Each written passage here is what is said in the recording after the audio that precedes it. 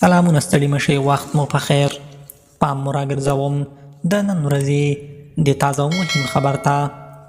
استعماري ځواکونه تل هڅه کوي چې په یوه او بله بهانه د بې زور او کمزورو هیوادونو خپلواکي ختمه کړي او تر خپل واک لاندې یې راولي. دوی اول په چالول سره ځان دوست معرفي کوي او د تعامل له لارې هیوادونه تر خپل استعمار لاندې راولي. که په کوم ځای کې دا طریقه ناکامه شي، بیا زور کاروي. تاریخ ګواه دی چې زموږ په خاوره کې له دواړو طریقو څخه په ځلونو کار اخیستی او پوره زیاږ یې ایستلی چې زموږ هیواد خپل کړي. مګر تاریخ ته په کتو سره ویلی شو چې هر ځل دلته استعماري ځواکونه مات شوي او هیلې له خاورو سره خاورې شوي دي. زموږ د هیواد وګړي له خپلواک ژوند سره سخته زیاته مینه لري. همدا وجه ده چې خپله خپلواکي د سرونو په قیمت باندې ساتي او له خپل هیواد څخه کلکه دفاع کوي.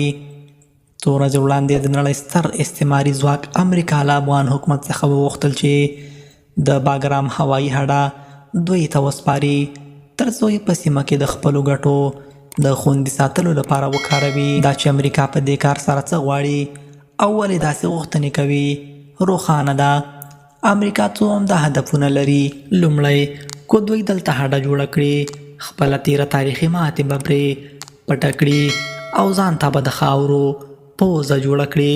دوهم، له دې ځایه به چین، روسیه، پاکستان، ایران او داسې نور حکومتونه تهدیدوي او تر خپل سیوري لاندې به یې راولي. له نږدې به د اسلامي ډلو فعالیت کنټرولوي او ځان ته خطري کسان به له خپلې مخې لرې کوي.